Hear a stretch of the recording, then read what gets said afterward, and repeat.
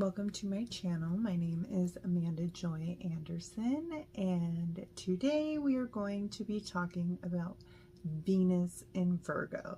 So before we start, I want to thank everyone that has subscribed. I appreciate you guys.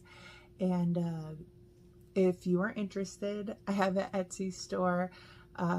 It's based on like astrology and spirituality, but it's kind of like a hot topic version of that. So if you are interested, I will have the link below, and I appreciate you guys for joining in today. With Venus and Virgo, I think it's important to remember that you are the table, not based on your past, not based on your accomplishments, but that you are enough and that you don't have to constantly try to prove yourself. So I'm sorry that I kind of went in with like a heavy hitter, and sometimes that can bring up some emotions, but I think it's extremely important to say, because Venus in Virgo, we always hear, oh, it's in its detriment, it's in its fall. And while that may be the case, there is a healthy way to develop Venus in Virgo, and a unhealthy way that develops that can really, with the unhealthy way, it can really diminish someone's self-worth, someone's confidence. And it is a lot like if a plant has a disease. What Venus in Virgo does is it starts to clip away at its own leaves, and within its own leaves, like these leaves are beautiful, but what happens is when they start to clip away, they continue to clip away, and what happens is they are left with no more leaves for photosynthesis. And the disease is actually in the soil and within the nutrients of the soil of what we are feeding ourselves with Venus and Virgo. Go back and look at what you are feeding yourself in your internal dialogue. In evolutionary astrology, Virgo itself, it represents crisis. And the reason it represents crisis is because it's trying to then organize itself to be able to put itself back in a better position. And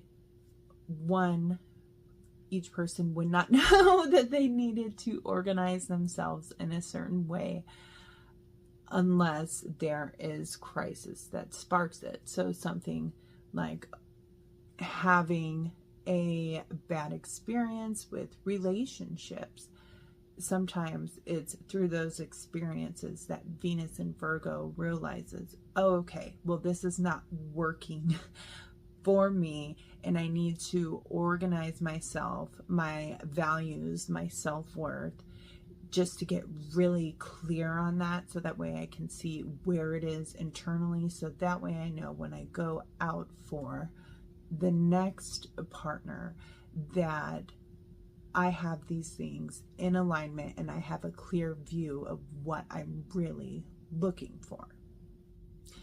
When we are looking at the planet Venus, we have to remember that there is a yang side hanging out in Libra, and there is a yin side hanging out in Taurus.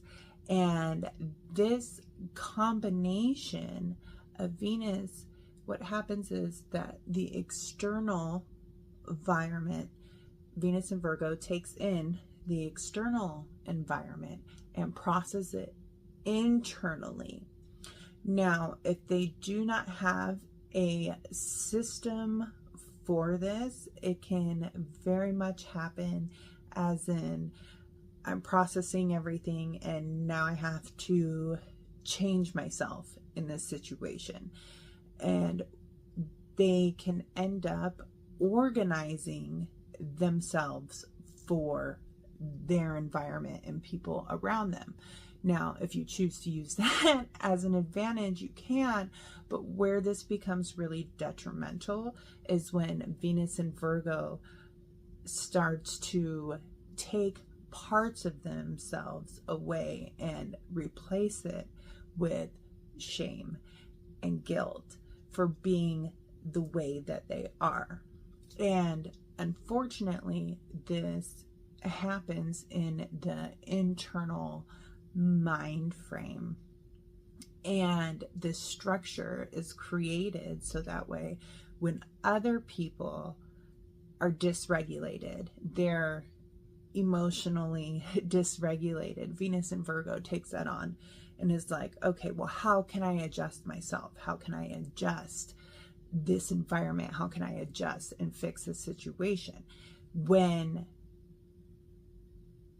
you don't necessarily need to take on other people's dysregulation, because it's not yours to begin with, and it's also not yours to fix. People are responsible for themselves, but what you can do is organize yourself in a way to prepare you better for other people's dysregulation, because it's not your fault. It's not your fault that other people get dysregulated. And the internalization and self-blame, taking that on, it's not yours to take on, so to speak, for a lot of situations. Maybe for some, but not the entire thing. And I think that that's really something that hit home for me with this placement, because you're so used to trying to fix everything that you end up taking on other people's stuff that they are supposed to work through. And that's not necessarily your journey or your job. That's their journey and job. And so it's important to be mindful, like being able to organize it and separate it. Okay, is this mine or is this theirs? And if I feel guilty for not taking on that, maybe I need to look at that and understand that that's probably not the most healthful way to go about my day. And to negate that process, dipping into the Virgo Pisces axis, because you want to make sure that if you are in the middle of having a meltdown or trying to fix things in your life, that number one, this is one of the mantras I say to myself, like, I am human. I am a human. I have emotions. I have my own dysregulations. I have everything that everyone else has. And I think that Venus in Virgo can sometimes like be so in their mental state that they're disconnected from the body and the human experience. So that way, when you do have emotions and dysregulations occur, sometimes there can be a lot of shame for that, but there's no need for shame there, because that is part of the human experience. We experience our emotions, and there's no need to feel bad because we have them. Dipping into the Pisces allows you to have room for compassion for yourself. Like, okay, maybe I didn't handle things the way I wish I would have handled them, but that's okay. That is part of my learning curve. And it's important to be compassionate to myself in this space. It's also important to provide yourself with self-forgiveness. This is super important, because the action of forgiving yourself, even in situations where I think like confessions can be super powerful for releasing guilt, but being able to feel a type of release and forgiveness for yourself, even though that you may have not acted the way that you wanted to, or performed that the way you wanted to, or had the right behavior that you were going for. It's extremely important to have self-compassion and self-forgiveness.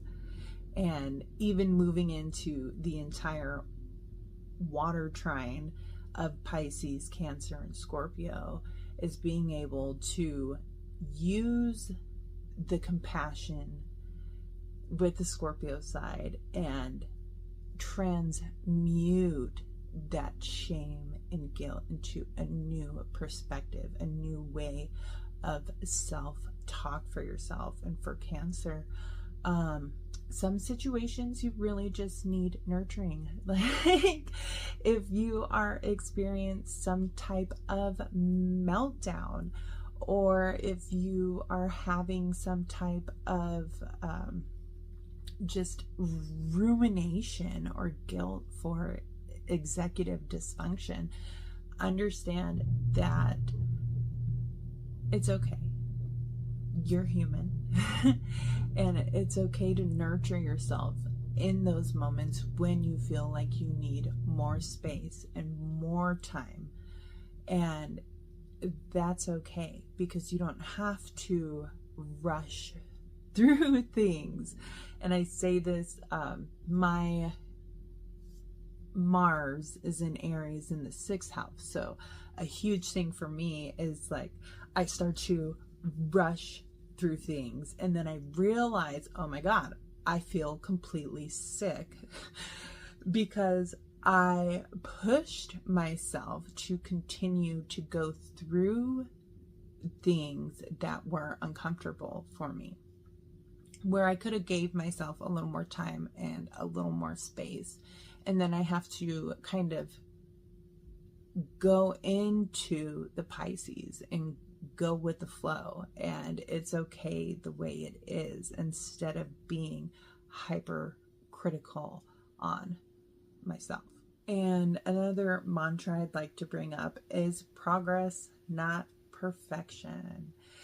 And this is an important mental exercise when you are unable to meet certain standards that you have of yourself. Venus in Virgo has this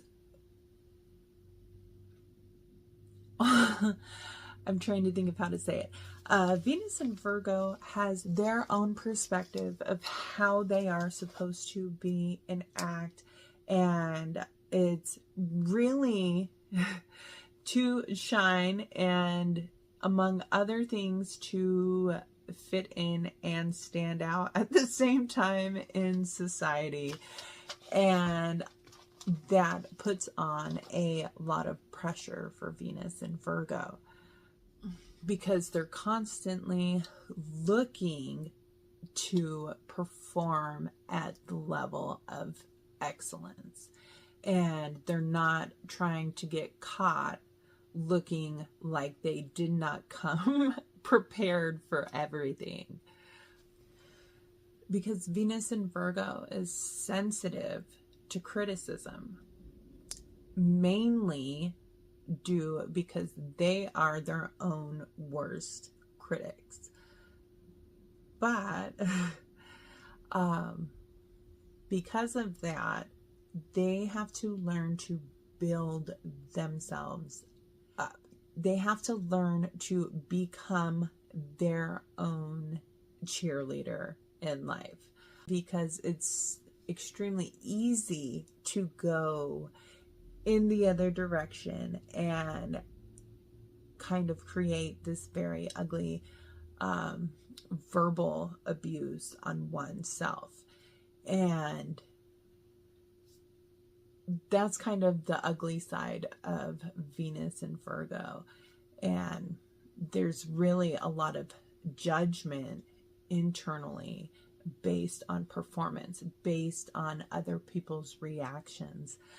Venus and Virgo can have a conversation with you, and after that conversation, they can sit there and be like, oh, well, that was kind of a weird response. Well, I wonder what they were thinking, or I wonder if I should have said this differently, and I wonder if I need to adjust myself in a certain way, when really it's like this own creation, self detrimental thoughts that can lead into rumination. So sit there for quite a while ruminating on their last interaction and wondering how that could have gone differently and what they could have done better, when really, instead of like focusing on the past, organizing oneself. Okay, well, I didn't like that, so let me find a creative, dipping into the Pisces again, a creative response for myself for next time. And this is where Venus and Virgo shines, is when they start to dip into their Pisces axis, because Venus and Virgo is extremely gifted at organizing information, not just information from books. I'm talking about, it could be information from street smarts. It can be information from socialization. It could be information from body language, information on how to approach people. And they are extremely gifted in being able to show up in different ways in different situations. Now, I want to talk about the panic loop, because Venus and Virgo can suffer from anxiety in different situations. And so with the panic loop, what we see is that first we start to get body sensations. And within body sensations, this can be, here's a good one, agitated cleaning. If you start, ain't nobody picking up around here, like, we start to notice that we have these sensations in our body. And then we start to notice that the dysregulation picks up. And that may be short of breath. Your breathing may change. You may be thinking about something and then you start to panic. Money situations. And then this loop goes around, and then it starts to create a panic attack within the body. And they are more common than people like to say that they are, but panic attacks are super common. So when you would, with Venus and Virgo, first the body sensations, then the panic attack, and then we have a level of high anxiety. Like, oh my gosh, I am anxious about this event. I'm anxious about this situation. I'm anxious about how to handle this money situation. And then what happens is Venus and Virgo then elevates that from the fear of fear. So then it's like, okay, well, let me just avoid this. And we see this a lot in executive dysfunction. And this is a pattern that also is congruent with that, is this panic loop. Because with executive dysfunction, you may want to do the task. You may not have the energy to do the task because there's low dopamine. I know for myself, I'll experience the panic loop until there is no more dopamine for the task. And I have to really watch myself with this. So that way I can actually engage in my Mars and Aries in the 6th house and really create some type of ritual that helps me. So look to your 6th house and think about it in a way as, how can I turn this into a practice? How can I turn this into a yoga? How can I turn this into some type of ritual that I enjoy? Because Venus in Virgo is very much about serving others, being at service to others. I'm like, I've been a hairdresser, I've been a massage therapist, but everything is all about being in service to others. And you want to make sure that you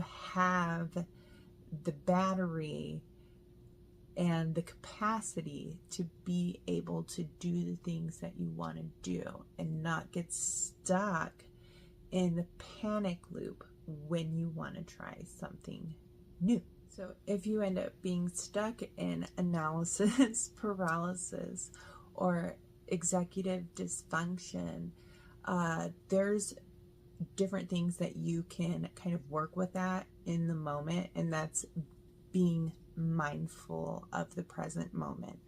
Things that help are counting fingers, noticing the colors in the room, taking a deep breath in, and then taking a little more air in, and then exhaling slowly.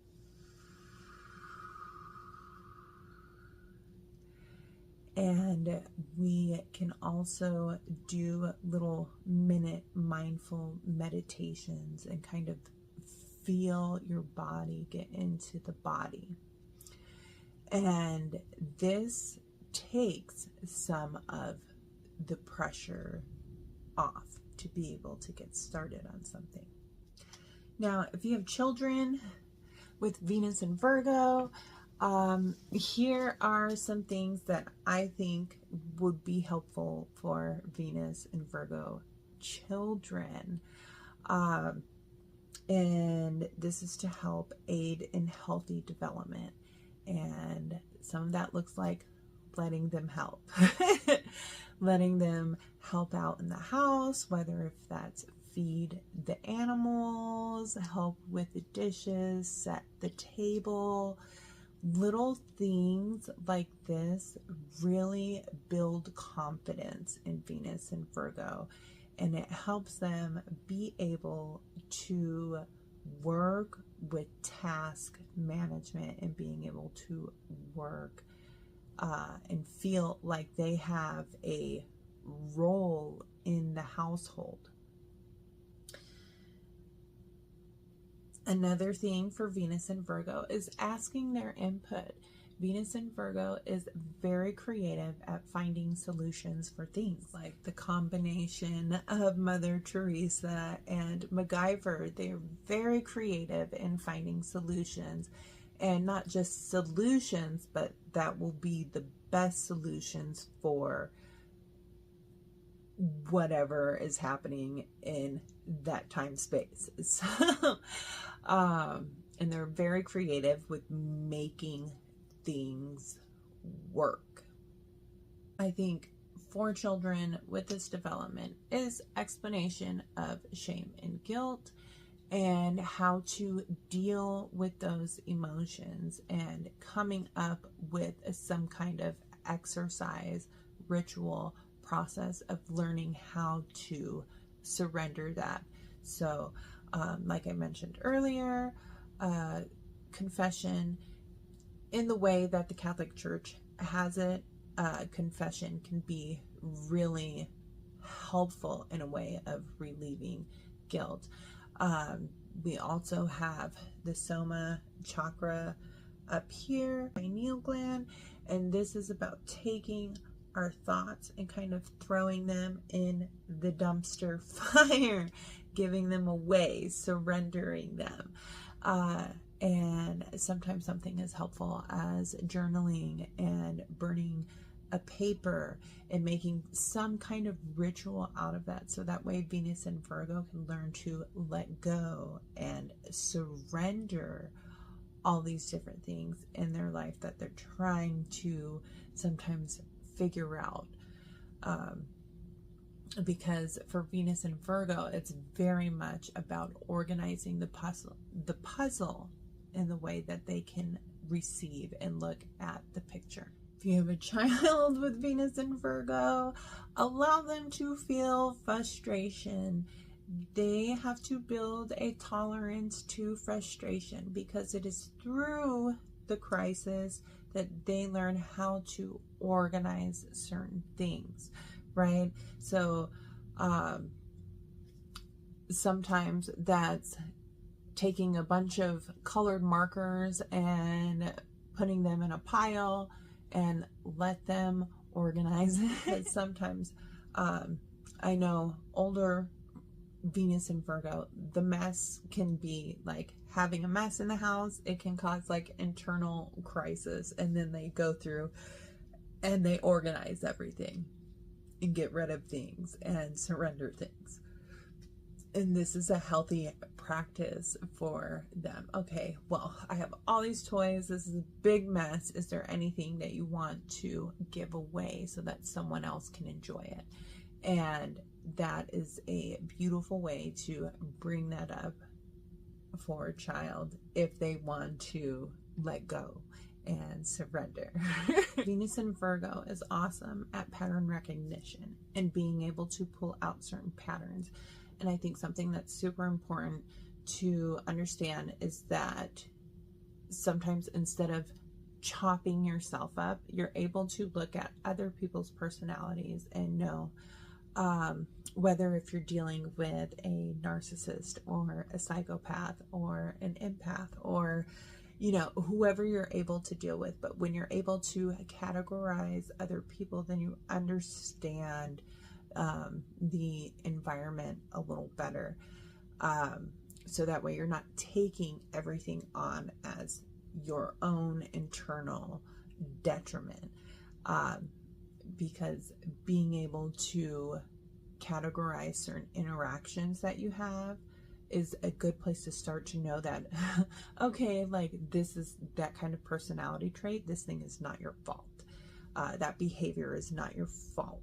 And I think that's extremely important for this sign because of the level that they go to try to understand what is going on inside of them, and if they are creating some type of self-blame, guilt situation because some interaction did not happen, or they were curious in a way where they did not understand kind of the social cues. Now, I just wanted to add in a couple exercises for Venus and Virgo, and one of them is exercising itself. Venus and Virgo, because of the rumination patterns and getting stuck in your thoughts, something like, you don't have to run, but for me, running is super helpful. I find within the first 45 minutes, it's kind of just like junk mail, and it's just junk from internal processing. Sometimes it's insecurity, sometimes it's negative self-talk, but through that run I'm able to really visualize what's going on internally, what's going on in my mind, so that way I can stop it in its tracks and kind of be like, oh, okay, like now I can pump myself up, like, yeah, girl, you got this mile, you got that hill, and really be your own cheerleader. And this can be at the gym, as far as like lifting, in different sports where you're able to push through that mental capacity and really start to cheer yourself on. If you've heard of David Goggins, he's a runner, and motivational, but he has this theory that it's like putting on your mental armor for the day. And this is super helpful because we tend to break ourselves down. So it's almost like the receipt. It is the receipt for Venus and Virgo for themselves to be like, hey, I did this. I ran this many miles today, or I went to the gym and I pumped this weight. Like, I did this. Like, it doesn't matter what anyone else projects onto me, because this is what I did for myself and my self-worth. And it really boosts the confidence of Venus and Virgo. Another thing, journaling, being able to look at repetitive thought patterns, super important. That way you can monitor your just different repetitive thoughts if you're having issues with self-worth and stuff like that. It's really good to kind of look at what is going on emotionally on a piece of paper, so that way you can look at it and you can circle patterns within it and say, okay, when this happens, I feel this, and then become aware of what's happening with you emotionally. And I mentioned it earlier, but the water trine, like a water trine, meditation, taking the aspects of Pisces, Cancer, Scorpio, self-compassion, self-forgiveness for Pisces, Cancer, nurturing oneself, taking care of oneself and one's needs, and Scorpio, transmuting those thoughts of negative self-talk to positive self-talk. That trine itself is extremely powerful, and I do suggest using it so that way you can just be more gentle with yourself and create a little more self-love, self-worth, because the only person that cares about the receipts, your receipts in the world, is you. And you have to convince you that you are worth it, that you are lovable, that you are worthy, because you are. And I'm going to leave off there for today. Thank you for joining me for this episode, and have a beautiful day. Bye-bye.